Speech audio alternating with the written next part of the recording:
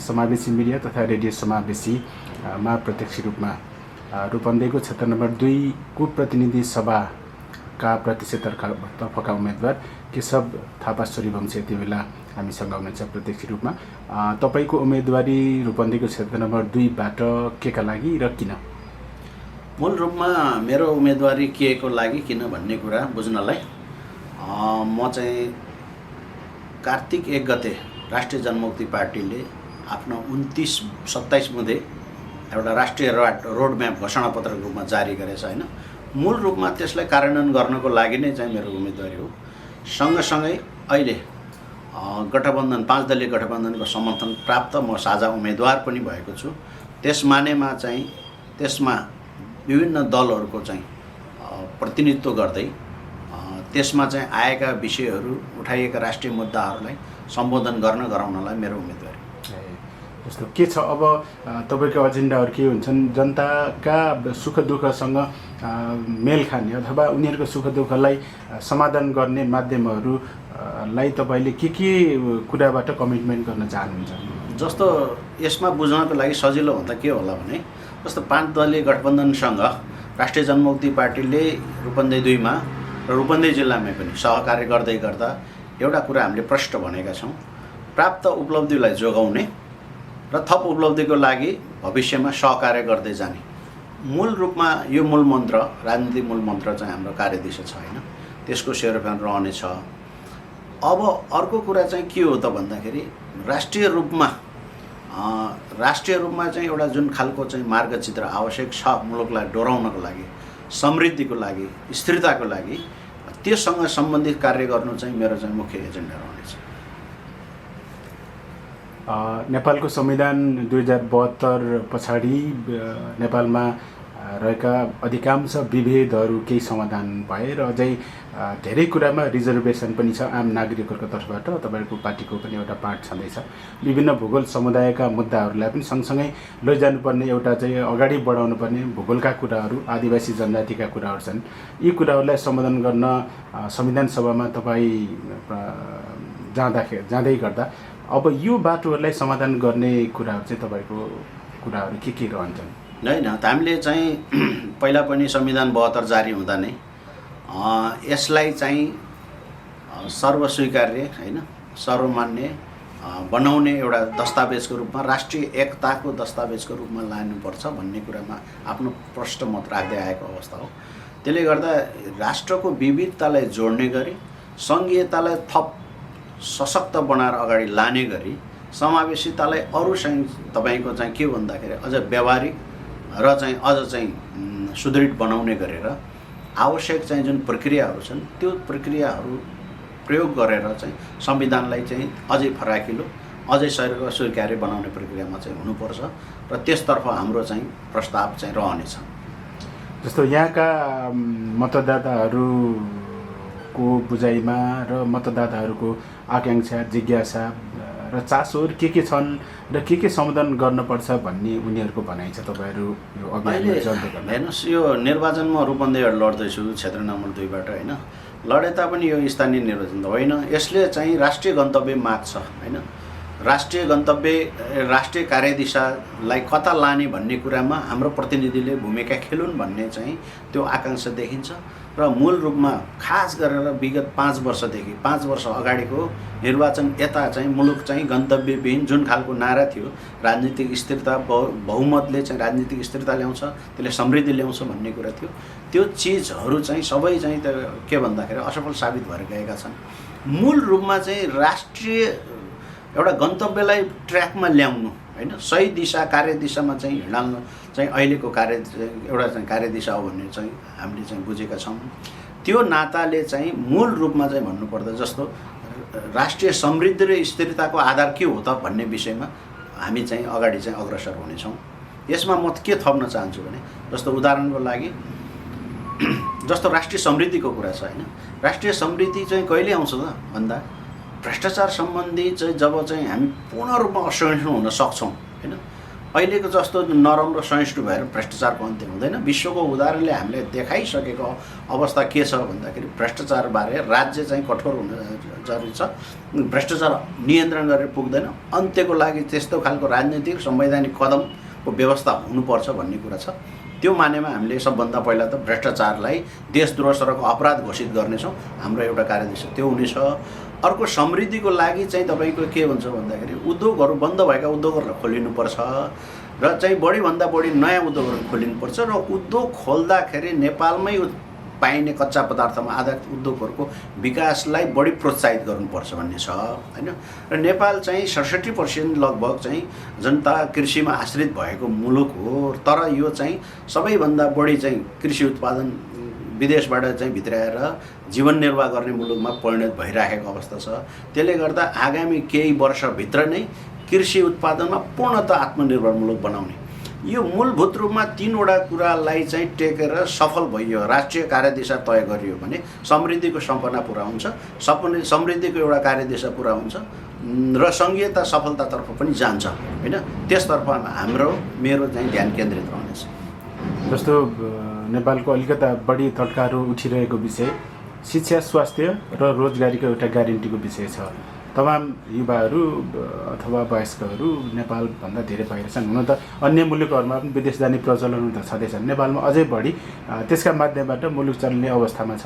यसका अन्त्यका लागि र यसका समाधानको बाटोका लागि राष्ट्रिय राजनीतिमा तपाईँ जाँदै गर्दा गर्ने कुराहरूमा के कमिटमेन्ट हुन्छ तपाईँ? हैन, पहिला कुरा त हामीले चाहिँ के हेर्नु पर्यो भने 5 वर्ष हाम्रो पुरै खेर गयो है, यस दिशातर्फ कार्यमा पुरै खेर गयो। त्यसको प्रमाण के भन्दाखेरि 5 वर्ष अगाडि हैन हामीसँग प्रति व्यक्ति 23,000 चाहिँ ऋणको भार हुँदै गर्दा आज 5 वर्ष पछाडिको निर्वाचनमा आउँदाखेरि चाहिँ त्यो 65-66 हजारमा पुग्यो। त्यो 5 वर्ष अगाडि लगभग 6 खरब ऋण भएको अवस्था, राष्ट्रिय ऋणको अवस्था रहेको अवस्थामा 5 वर्षपछि आइपुग्दा त्यो 21 चाहिँ तपाईँको खरबको अवस्थामा पुग्यो। तर उपलब्धि के भयो त भन्दाखेरि कुनै कारखाना नयाँ खुलेनन्, न बन्द कारखानाहरू खुलाइए, 1 न कृषिमा आत्मनिर्भर हुने कुनै राष्ट्रिय रोडम्याप नै आयो, 2 हैन। र न चाहिँ तपाईँको चाहिँ त्यो बेलाको डाटा हेर्ने हो भने रोजगारी अहिले चाहिँ 10 देखि 15% मात्रै रोजगारी सिर्जना भइरहेको अवस्था छ देशमा। यसको अर्थ रोजगारी विहीनताको अथवा अत्यन्त कम अवसर भएपछि विदेशी स्वाभाविक भएको छ। र त्यस्तो अवस्थामा मुलुक अहिले के पुग्यो भने 5 वर्ष अगाडि तपाईँको चाहिँ 1500 दैनिकको दरले विदेश जाने युवाहरूको लड्को अब अहिले चाहिँ दैनिक 3000 देखि 3500सम्म युवाहरूले श्रम स्वीकृति लिने परिस्थिति खडा भइसकेपछि त मुलुकमा त केही पनि भएन यसतर्फ भन्ने कुरा बुझ्यो। तर यो चिजहरूलाई चाहिँ हामीले घोषणापत्रमा सीमित नराखेर व्यवहारिक रूपमा चाहिँ तत्काल कार्यान्वयनको प्रक्रियामा जाने तर्फ मेरो प्राथमिकता हुनेछ। मतदाताहरूलाई तपाईँले भन्ने कुराहरू चाहिँ के हो? अब यो मिडियाका माध्यमबाट तपाईँ सबै ठाउँमा जान सम्भव पनि नहोला, मिडियाका माध्यमबाट मतदाताहरूलाई तपाईँले भन्ने कुराहरू जस्तो सामाजिक विभिन्न खाले कुरीतिहरूको उजागर लगायतका कुराहरू के होला? हाम्रो नारा नै छ हैन, तपाईँको राष्ट्रिय स्वाधीनताको रक्षासहित समृद्धिको आह्वान हैन। समृद्धिको आह्वान त गर्ने हो, तर त्यो राष्ट्रिय स्वाधीनतासँग साट्ने किसिमले चाहिँ जानु हुँदैन। त्यो कुरामा हामी प्रष्ट छौँ, जनता प्रष्ट हुनुपर्छ, नम्बर 1 हैन। नम्बर 2 चाहिँ के भन्दा सबै खालको विभेद र भ्रष्टाचारको अन्त्य चाहिँ हाम्रो गन्तव्य हुनुपर्छ भन्ने कुरा हो। त्यसले गर्दा मतदाताहरूलाई चाहिँ म के भन्छु भने व्यक्तिगत प्रलोभन अथवा भकाउ वा डर धम्की हैन भन्दा चाहिँ माथि उठेर त्यसको प्रभावबाट मुक्त रहेर अहिलेको चाहिँ एउटा चाहिँ स्वविवेक प्रयोग गर्ने अवस्था प्रयोग हुनु पर्यो।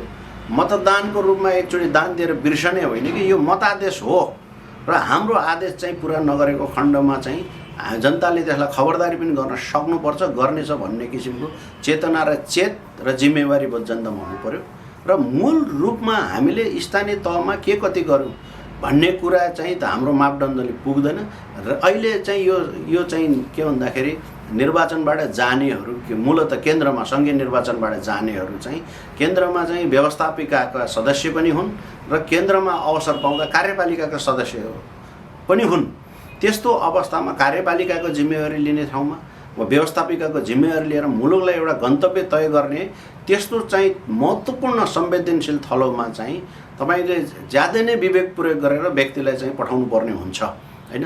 त्यसो भएको हुँदा विवेक प्रयोग गर्नुहोस् र संसारले परिवर्तन खोजेको छ त्यो चाहिँ हामीले चाहिँ संसारभरिको अनुभवबाट देखिरहेका छौँ र यहाँ पनि विगतदेखिको चाहिँ जुन खालको चाहिँ एउटा परिवर्तनहीनता छ अथवा उपलब्धिहीनताको अवस्था छ त्योबाट चाहिँ मुक्ति पाउनको लागि एउटा नयाँ नेतृत्व चयन गरौँ, एउटा नयाँ अनुहार पठाउँ, नयाँ विश्वास चाहिँ सिर्जना गरौँ र एउटा चाहिँ नयाँ चाहिँ तपाईँको चाहिँ एउटा म्यान्डेट चाहिँ दिउँ। यसको लागि आफ्नो विवेक प्रयोग गर्नुहोस्। त्यसको लागि राष्ट्रिय जनमुक्ति पार्टी र 5 दलीय गठबन्धनको तर्फबाट साझा उम्मेदवार म केशवबहादुर थापा सूर्यवंशी चाहिँ यहाँहरूलाई चाहिँ घर चिन्हमा मतदानको लागि आह्वान गर्न चाहन्छु। मतदाता कतिको सचेत छन् जस्तो लाग्छ तपाईँले, कतिको बुझ्नुभयो यहाँका मतदाताहरूसँग? होइन, मतदाताहरूमा विगतमा भन्दा होइन धेरै नै चेतना र एउटा चाहिँ सचेतता आएको चाहिँ मैले पाएको छु र त्यो स्थानीय चुनावहरूले विभिन्न देशभरिको परिणामले जुन खालको परिवर्तनप्रतिको जनताको अभिव्यक्ति आएको छ त्यसले पनि तपाईँको जनतालाई अझै चाहिँ प्रोत्साहित गरेको मैले पाएको छु। 5 दलको गठबन्धन व्यवहारिक कार्यान्वयनका पक्षहरूलाई यहाँले कसरी केलाउनु भएको छ?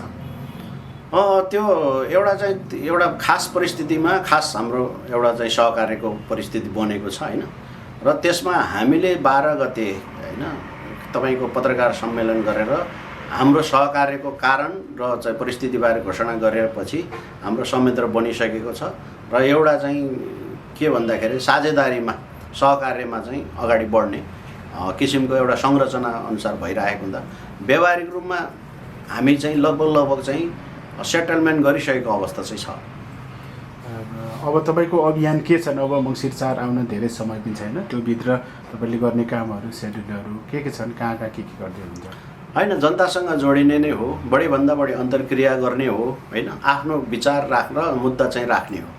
यो प्रक्रियामा अहिले चाहिँ विभिन्न चाहिँ तपाईँको चाहिँ व्यक्तित्वहरूसँग सङ्घ संस्थाका प्रतिनिधिहरूसँग बस्ने काम, जनताहरूसँग चाहिँ विभिन्न क्षेत्रका र भूगोलमा बस्ने विभिन्न पेसामा आबद्ध व्यक्तित्वहरूसँग चाहिँ बस्ने काम, आफ्नो कुरा राख्ने काम र उहाँहरूको सुझाव पनि लिने, दुःख अथवा चाहिँ उहाँहरूको अनुभवलाई चाहिँ सुन्ने काम चाहिँ गरिरहेको छु र अब केही दिन पछाडि अब घर दैलो अभियान मार्फत प्रत्यक्ष जनतासँग थप सामूहिक रूपमा जोडिने एउटा अभियान पनि सुरु हुँदैछ।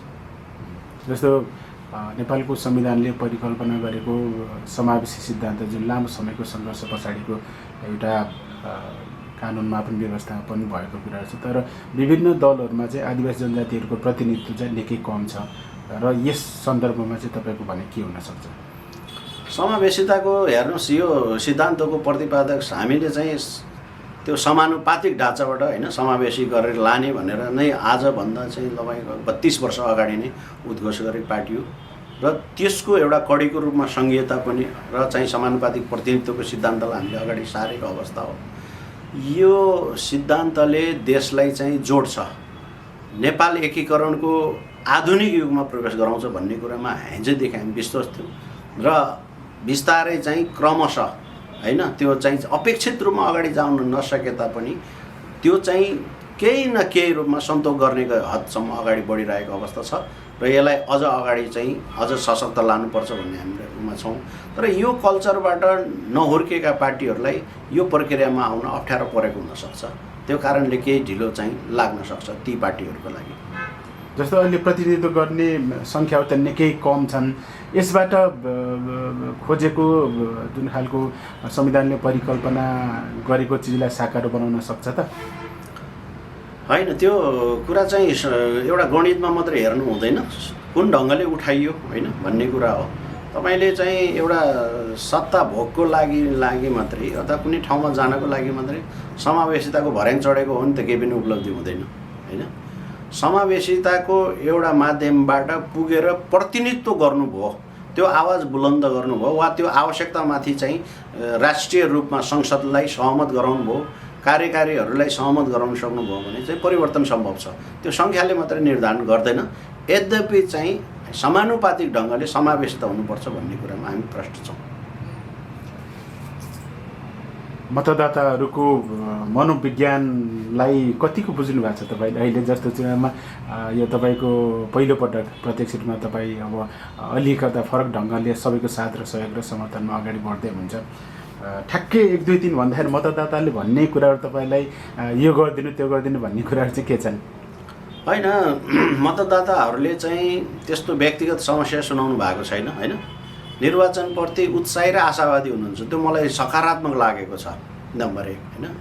नम्बर 2 चाहिँ उहाँहरूलाई राष्ट्रिय चिन्ता छ। नेपाली जनताहरू कस्तोको एउटा चेतना स्तर उठेको मान्नुपर्छ कि देशमा यो भएन त्यो भएन होइन। मलाई यो भएन त्यो भएन भनेको चाहिँ मैले कमै सुने।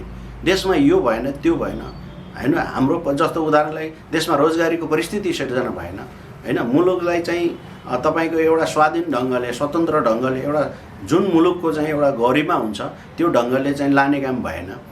देशमा चाहिँ उद्योग धन्दा खुल्ने काम भएन होइन। कृषिमा राम्रो चाहिँ तपाईँको काम भएन।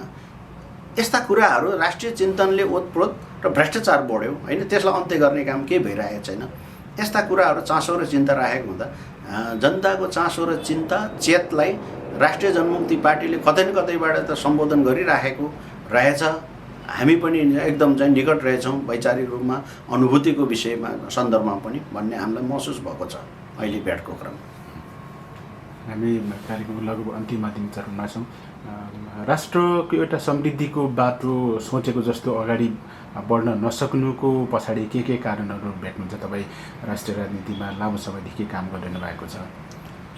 यसमा के देख्छु भने राष्ट्रिय इच्छा शक्ति चाहिँ सबैभन्दा महत्त्वपूर्ण कुरा हो। हेर्नुहोस्, एउटा राष्ट्रिय इच्छा शक्ति, राष्ट्रिय सङ्कल्प आवश्यक पर्छ नेतृत्वकर्ता हुनु। त्यो चाहिँ आउने जनप्रतिनिधिहरूले त्यो राष्ट्रिय सङ्कल्प र राष्ट्रिय इच्छा शक्ति बोकेर आयो भने त्यो स्रोत साधनले भरिपूर्ण नेपालमा असम्भव केही पनि छैन। 5 वर्षमा धेरै थोक गर्न सकिन्छ होइन। 5 वर्षमा धेरै थोक गर्न सकिन्छ।